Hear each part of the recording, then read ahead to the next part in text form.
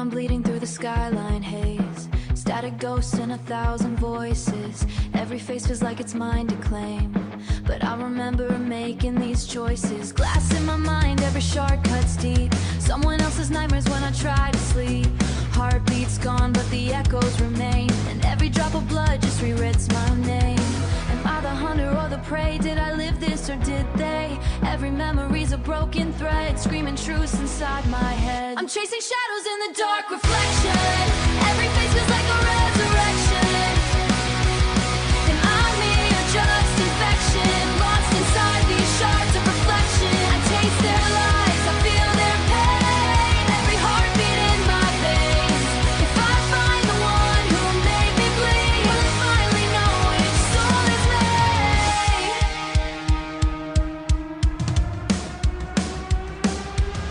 City pulses like a dying star.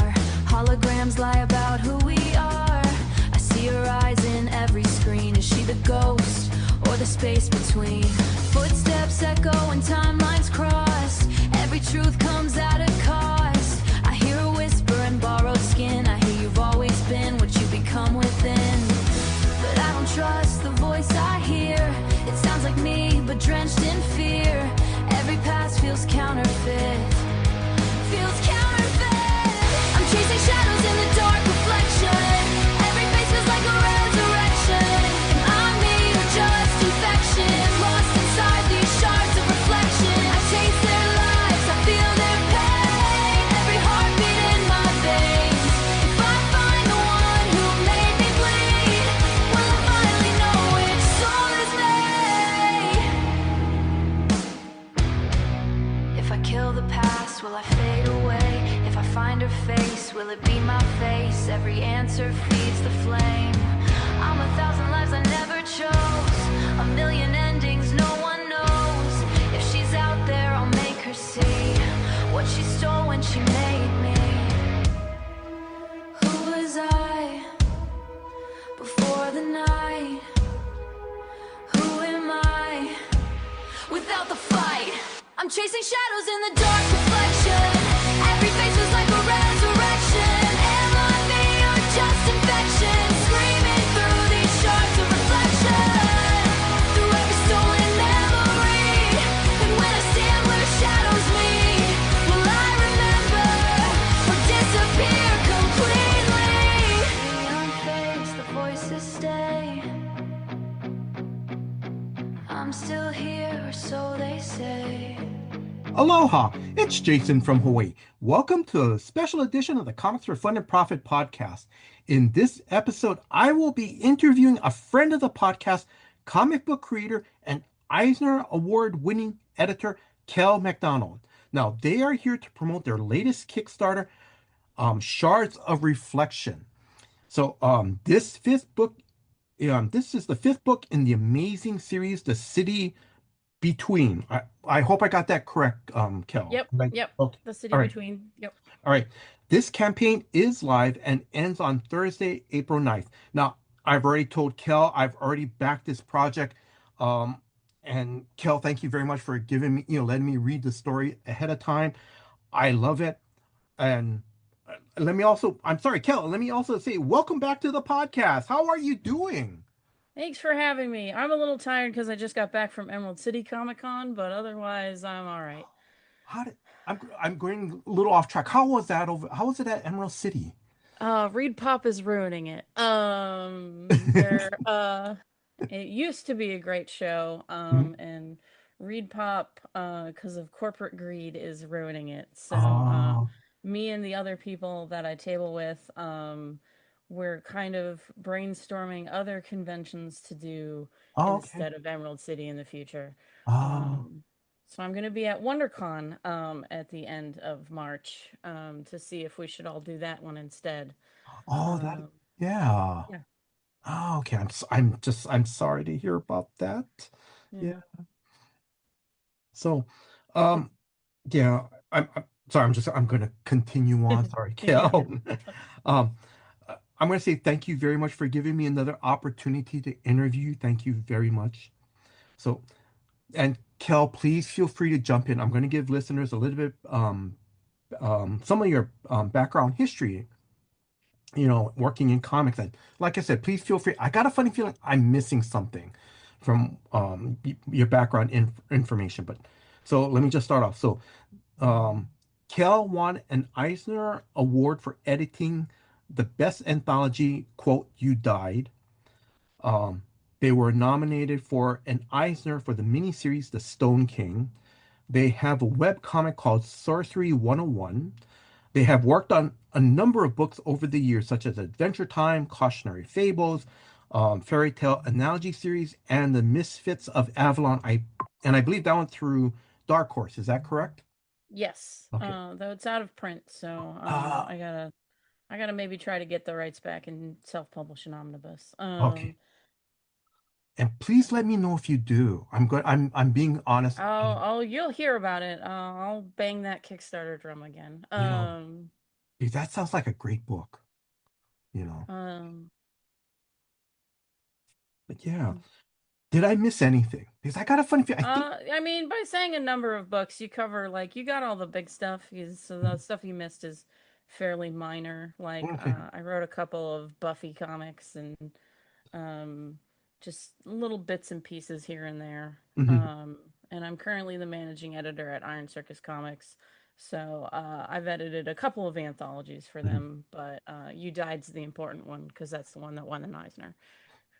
No, I think that's the other one. The managing editor part. I was kind of going. I know there's like your current day job, and I forgot about that. I'm sorry about that. Thank you for adding that on. Thank you very much. So now, where can listeners follow you on social media? I don't really like social media, so I That's am fine. on Blue Sky, Hmm. um, as Kel McDonald. Hmm. But I post everything that I do to my website, kelmcdonald.com, Hmm. and I also have a newsletter that I put out monthly. Hmm. So the website and the newsletter are the two main ones that I use. Hmm. And then Blue Sky. Okay. All right. Now, before before we start talking about shards of reflection, may I ask, if you can, let listeners know, what is the City Between series about? So the City Between is a urban fantasy series where every story is self-contained, but they take place in the same futuristic setting. Hmm. Because I wanted to play with how werewolves and vampires and whatnot would interact with technology in a way that you don't usually get for urban fantasy stuff. Hmm. Um, and primarily it's about werewolves, but Shards of Reflection is the first one that has a vampire lead. Oh, that's really nice. And I'm going to say, please correct, I know you have the settings and so forth. And if I remember correctly, and one of the things I loved about this series is that the world feels lived in. You already have your city. And but when I mean that it feels lived in, it means that there's some characters that play major roles in some of your key stories, and sometimes they pop up as little cameos in different stories. Is that correct? Yes, because the way that I do the world building, and also partly the reason why it is self-contained stories, is if I get an idea that I think is interesting about the world, I can jump to focus on that for like a future story rather than trying to bog down one story with a bunch of world building that might not be relevant to that particular story. Mhm. But yeah, but that's what I love about it. That I you know because because I'm gonna try, because you gotta forgive me, Cal. I can't, because I think last time we did the interview was it 2 years ago for your other Yes, it Kickstarter? was. Oh, Murky Water was 2 years ago. Shards of Reflection has actually been done for a year, and I mhm. just didn't kickstart it because I was trying to wait out the tariffs, which have not gotten better. Yes, 'Cause I'm yeah. sorry. So I was trying to see if that would get better, but it's only gotten worse. So, Yeah. I figured just go ahead and Mhm. kickstart it now. Yes. Hmm. Um, but I'm gonna say, but for listeners, I'm gonna because like Kel, I'm gonna be honest. I'm sorry, please forgive me. Because if I remember correctly, I think when I was trying to prepare for Murky Waters, the Kickstarter campaign 2 years ago, I remember I think you sent me the links to I think the other three stories. Um Yes. yeah, and I love that's the thing I loved about this is that the world feels lived in. I remember I think there were like characters that go, hey, I remember that character from the first story, and now it's like now they're a major character in this. It's really great, and I love it. So Because yeah. especially the third story, The Dead Deception, is about a werewolf detective and a human detective looking into a convenience store murder. Mm-hmm. Um, and they talk about a missing girl named Mina, who is the vampire lead of this story. Oh, So, mhm. oh, that's so cool. That is so cool. And I'm gonna say that's the perfect segue to jump right into Shards of Reflection. You've already hinted, that the police are involved looking for a girl named Mina. Okay, so I'm gonna ask you, what is the story about? So Shards of Reflection is about a young vampire who is trying to figure out how she became a vampire. And the reason why that is hard is because in the City Between world, vampires get the memories of anyone they feed off of. So she Mm-hmm. can't tell which memories are hers and which Mm-hmm. memories are from someone that she ate. Mm-hmm. You know, it's very good. Listeners, this is a very good story. Okay, so and then before I continue about, talking a little bit more about the characters and so forth, how did you come up with this title? I think I probably went back and forth with some friends trying to figure out like because I always outline stories before I jump in to write them. Hmm. Um, and was kind of trying to be like, all right, what reflection works because vampires don't have a reflection, but reflection Mm-hmm. can also mean looking back. And then shards because she has sort of a fragmented point of view, Mm-hmm. which is why the cover kind of has a broken mirror image, glass image to Mm-hmm. it. Um, so that was sort of the idea. Sometimes titles come to me really quickly. Sometimes I got to brainstorm on them a little bit, and this was one of the ones I had to brainstorm a little bit to nail it down. But I'm gonna say this title is very appropriate for this story. It's very good. And I love how you had that kind of that double meaning that, vampires don't have reflections in mirrors, but yet it's a reflection that Mina, and I'll ask you to talk about your character Mina in a bit, but she's also trying to reflect on like, her past memories is which one's real, which one isn't, which is hers and which one is not hers. Because like you Mm-hmm. said, the victims that she eats, she absorbs their memories, and it's very good. Um, all right, so who are your main characters? We already spoke about Mina, so who is Mina? So Mina is mostly confused. Hmm. So she it has like she's sort of an unreliable narrator. And a lot of what it is she can't trust her own mind. She Hmm. can't she doesn't her stuff is mostly confusion and frustration with her whole situation. Hmm.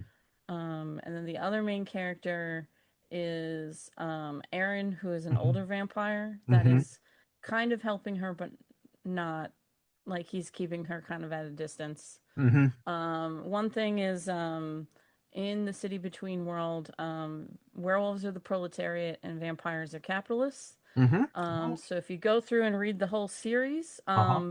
the werewolves are always helping each other. Hmm. And compared to how much the werewolves help each other, um, Aaron is not super helpful at guiding Mina. Yes. Hmm. He is keeping her at arm's length, really only going to her when asked, and also to get something out of her. Hmm. So it's like vampires are not inherently evil, but like capitalism, they reward selfishness and being an asshole. Hmm. Uh, it's not that vampires are always that way, but the older ones, the ones that have lasted a long time, are terrible people. Hmm. Um, but because I'm gonna say because, and correct me if I'm wrong, because basically, um, and again, I'm gonna make this clear. I do not want to spoil anything, but right now, basically, your two main characters are basically Mina and Aaron. Is that Uh huh. correct? Yeah. Yeah, yeah. Uh, and then I'm gonna say, Aja is kind of like this, like kind of like a minor side character throughout the story. Yeah, she's kind of a very minor love interest. Yes. And most of it is uh Mina's point of view, like how Mina views her more than actually getting to know her. Um, Hmm. so it's sort of Mina maybe thinks she's gonna get connection, but Yes. is there's both her mind and her vampirism are in the way of doing that. Hmm. Yes. Um, s- regarding the because I guess kind of like in your when how you have your vampires set up in this one is, can you talk and you can say no to this, but can because Aaron talks about there's like, is there like a rule for vampires, or is there just only one rule for a vampire The that? rule is don't get caught. Mhm. That's the one rule. Don't get caught. Mhm. And it's sort of the older vampires enforce this rule on younger vampires because one, they don't want competition, and so Oh. it's to their benefit to keep vampire numbers down. So anyone who's too sloppy and also, if a vampire, any vampire in the area is sloppy, that's going to attract someone who might be a vampire hunter. Hmm. So, the older vampire, if an older vampire is in the area, they're probably going to get rid of any sloppy younger vampires. Okay. All right. Um, all right, so Kel, this is the part I'm gonna say. I'm gonna tell you what I love this story, and please feel free to comment or anything. So, um, and correct me if I'm wrong. I think you got the first 2 pages of the story on the Kickstarter on your Yep. Kickstarter page. Yeah, the whole story is on kelmcdonald.com, so someone Mhm. could read the whole thing before backing. Yeah, and, Um, mhm. And listeners, I mean, as Kel mentioned, you could read it on our website, but what I'm doing with this one for the Kickstarter, because Drew, the host of Comics for Fun and Profit, I'm backing this project because I want him to get a printed copy of this because this is a very good story.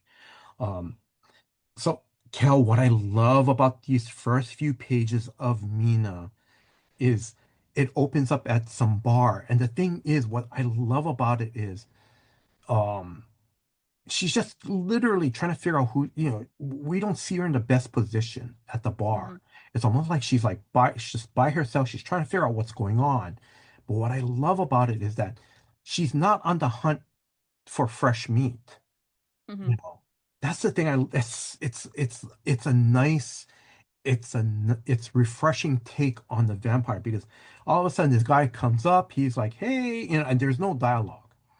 That's the Yeah, thing I the love. captions are supposed to be a little vague, is Yes. like, so someone maybe doesn't know who the captions are referring to, like who they're coming from, the guy or Hmm. Mina, until the guy is killed a couple, like on page 3. Yeah. So, But I just love it because it's like, you know, it's almost like the guy is kind of like looking for one night stands.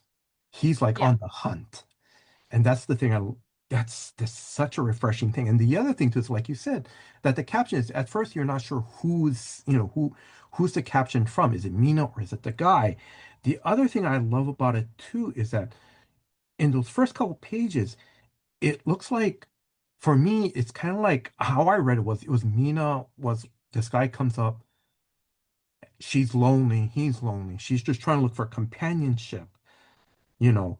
And I love, how um I just love it how the panels are, it just kind of gives brief moments of intimate scenes. I love it. The smile turns into passion where her their hands are going through each other's hair, and it's just, and what I love about it is that the passion, reveals that there's life in them. This is, it's just Well, showing so life. And mhm, part of why the vampires get memories is to go with the, well, vampires are taking lives. mhm, So it's part of a metaphor. What is a life is like your experiences and who you are. So they're stealing those as mhm. well as taking your life. So Oh, okay. But I also love it on page 3 when when it's reviewed that she's the vampire. I just love the scene where, all of a sudden this guy is like he's full of energy, and then all of a sudden you just see him slump. And it's like, wow, you know, I just thought those first 3 pages were great. I love it. It's thank you. great. Um, the character Mina, the thing I love about her, and I told you before we got started was, the thing I love about her is that, um, and you can correct me if I'm wrong, it's almost like even before she was turned, it seemed like she was like an outsider, like she didn't fit in with the crowd. And it almost sounded like, it feels like, to me, it feels like that she wants to be loved and accepted. Do you want to comment on that, or do you want to say, no, that's not what I was going for, or, you Well, know? we don't actually see that many shots of her life before she's a vampire. So I Hmm. wanted to keep it vague so we Yeah. don't actually know if she if those things are true about her or if she just Ah. thinks they're Mhm. true. Yeah. Um because Oh. it could be that she just that's it's easy for her to eat. Mhm. Because she mentions before the guy that she ate in the first few pages, the person before that was maybe a drug addict. Yes. Hmm. And then um so it's kind of those are whose memories she's those were who were easy victims. Yes. Hmm. So Oh, but um, I'm gonna also say, also I'm gonna just let listeners know already, like you said, that already, that the first few we've already talked about that the first few pages are on the Kickstarter page, that this story is in black and white. I'm gonna say this. One of the things I love about this is, um, what I love about it is that how you use um the shades of gray and some of the and even some of the black, if it's black, and then sometimes you get, it's really great. I love how you use that in this story. Do you want to comment any more on that? I really like black and white art. I wish there were more black and white American comics out there. Mm-hmm. It seems like every publisher pushes people to do color, Mm-hmm. which is a shame. Mm-hmm. Yeah. I just But the other thing, but for this one, it's very good because it kind of sets a little bit of a mood and a tone to the comic. It's really nice. It's very good. Um, I love the art in this. It's very good. You know, I love it. Um, I love some of your transition between the panels. For example, like, after Aaron kind of helps Mina clean up that one night stand guy, Mina goes, Mina's at the sink. She has all the water in there and so forth like that. And then, like she's ready to wash to clean up her face. And then in the next panel, we're at the coffee shop where, Aja is a who works at the coffee shop. She's washing the coffee cup. I love that. That was pretty cool. That was very good. thank Um, you. yeah, that was nice. I love it. And the other thing I'm going to throw in there too is what I love too is that, like you said, because since Mina's a vampire, she cannot see the reflection of herself in the mirror.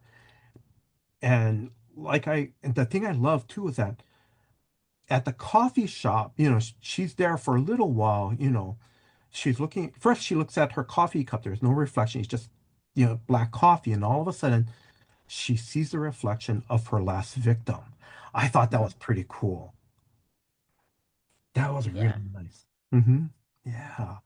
Um,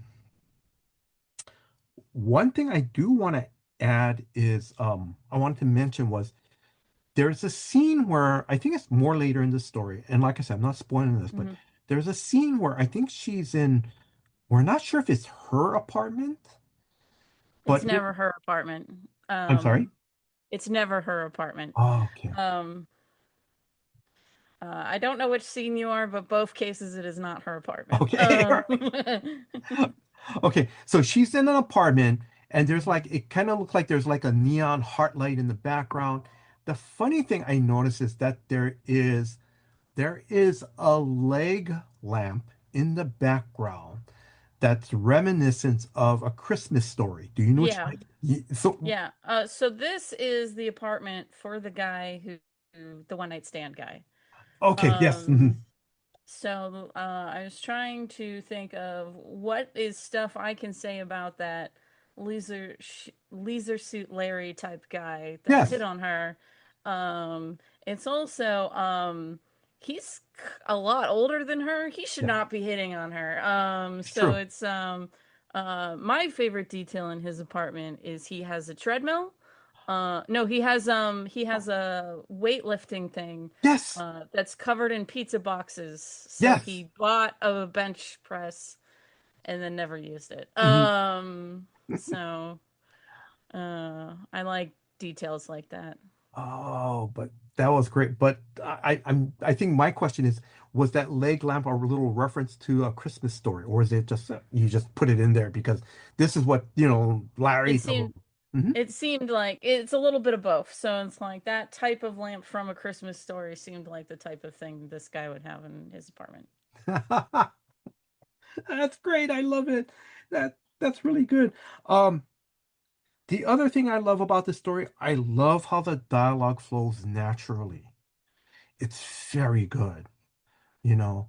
Um, and also too, and even though throughout the story when I was reading it, I never, I because I'm like with Mina going, what's really going on? But the whole thing is I never got lost in the story of trying to figure out it's just I went with her because the dialogue feels so natural that she's trying to figure out who she is. And I just love it. And I love it how she keeps, either she contacts Aaron or sometime or another, Aaron seems to pop up at almost certain points. And Mhm. his dialogue, like you said, he's trying to keep her at an arm's distance. And you're right. When he talks to her, it's very stand up. It's almost like he's like you said, he's the asshole, you know. Yep. And He's it's being standoffish. He's giving her just enough information so that way she keeps calling him yes, because he does want something from her, yes, which you find out at the end. yeah. And like I said, I just love how the dialogue flows naturally. It's very good. It's very great. And the pace of the story, I love it. I love how how the story unfolds itself, or, again, is Mina remembering certain, is this part of her life or is it one of her victims' life? You know, um, and There it's is a visual tell. I haven't had anyone comment on it yet, so I don't know if people are picking up on it, but there is a visual thing that all the other people's memories have in common. okay. All right. If But you I'm want gonna to say, reread it with an eagle eye I and know, try to figure yes. it out, yeah. Uh, but like I said, I love this story. It's very good. Um, you know, um, like I said, I know I'm repeating myself again, but I love how, it's I think the thing I love about this, it's not a straight up vampire story. It's a person just trying to figure out who she is. And like I said, it slowly unfolds, and I love how it Yeah. unfolds. It's a very good And character story. Mina is like its connection to the other stories is like I said, Mina is mentioned in both Dead Deception and Murky Water. Hmm. Because in Dead Deception they find out Mina's a vampire, Hmm. and the human detective who is just learning about the supernatural doesn't know what to do with that information. Hmm. And the werewolf detective is like, well, I can kill the vampire, or I can take them to someone to teach her how to use her powers. Mm-hmm. But in that case, she's probably going to kill more people. Mm-hmm. And the human detective shrugs and is like, just take care of it and leaves. Mm-hmm. And then in the second one, she assumed that the werewolf character killed her. Ah. And basically accuses him of being like judge, jury, and executioner on supernatural creatures. And he's like, I didn't kill Mina. Mm-hmm. She just jumped to that conclusion that that's what he did, when really he called up Aaron and had Aaron take her in, sort of. And now she's here. Yes. So, Mm-hmm. So kind of Aaron's kind of keeping an eye on her, or like you said, it's yeah. yeah, or keeping her kind of under control type deal, I Yeah. guess. Okay. Um, I'm going to ask you a very dumb question, because you go to the conventions and so forth. How popular is the City Between series? I just It's want. Hmm. not that popular. I maybe get like 300 Kickstarter backers each time I do a Kickstarter. Hmm. Sell between 10 to 20 books at a convention. So it's not like hugely popular, but it's Hmm. popular enough to keep going. Okay, well, no, but I think that's the main thing. I think that's really good that, at least you have um enough readers to do that. And I'm hoping, and and listeners, like I said, I love this series because Kel, this is the world that you created. This is your sandbox that you play in. This is your passion project where it's kind of like you know how the cities run. You know this is what werewolves can do, and Yeah. the vampires are no, that's the thing I love about this series. It's very good. Um, I'm going to ask how many, and if you don't have a definite answer, that's fine. But how many books do you have planned for this series? I'm gonna keep going until I run out of ideas. Okay. But right now the sixth book is going up a page each Wednesday, Mm-hmm. and that one is called Glass Diamonds. It is about a werewolf bodyguard Mm-hmm. protecting a celebrity that has cybernetic legs. Oh. Um, and the reason for that is since supernatural is very rare, the werewolf bodyguard usually only gets hired from people not because they need supernatural protection, but because they want to show off that they can afford to find a werewolf. So it's less I need someone with super strength to protect me, and more the way a celebrity might be like, here's my pet cheetah. Um, Mm-hmm. Mm-hmm. and the celebrity with cybernetic legs has built a brand on being strong and independent and whatnot, but Mm-hmm. has an abusive ex, and she does not want that to get out. So, in hiring the werewolf, people are going to assume she is showing off her wealth, but she is actually getting more protection to make herself feel comfortable um, about her abusive ex. Mm-hmm. Um, so that's what's going on now. I have the next two outlined. Mm-hmm. One is going to be about looking for a cryptid in a small town. Oh, nice. Um, and then I'm gonna do another case with the werewolf detective and the Yes. human detective Yes. duo, Mm-hmm. where they have to find someone who was part of a supernatural hate group. Wow. So Mm-hmm. this person went missing, Mm-hmm. and all their clues and evidence are about who they talked to on an anti-supernatural forum and whatnot. So Wow. These are incredible. So, Kel, I'm not being sarcastic. These are very good. It sounds very good. These stories are very good. Um, I'm going to be honest, I can't wait to, when you kick, if you, and, you know, when you do kickstart those others, I'm going to say, please feel free to contact me, come back on the show. Yeah, please do, because I would love to read those stories. well, you can read Glass Diamonds on my website now. Mm-hmm. It's roughly halfway through. Okay. All right. No, but thank you. All right. Um, let's talk about reward tiers. I mean, please feel free to talk about, I be because I think on the Kickstarter webpage, um, I think you offer other books or as add-ons. Yep. You can get a big bundle that's all the City Between books. Mm-hmm. You can get my old webcomic Sorcery 101, which is finished. That one is one I did for 12 years. It's in two big fat volumes. Mm-hmm. And is about an inept sorcerer learning magic from a grumpy vampire. You can grab a copy of The Stone King. You can grab a book I wrote for Iron Circus called Stars Hide Your Fire, Mm-hmm. which is two friends get pulled into opposite sides of a supernatural conflict in their hometown. And what other books? You can get the whole Cautionary Fables and Fairy Tales series. That's each volume is folklore from a different continent. Mm-hmm. Um, so we have 6 volumes, so all the continents except Antarctica. Um, and then the those are all the books. Mm-hmm. Oh, I you can also get an anthology I edited called "Can I Pitch a Werewolf," which is goofy, cute werewolf stories.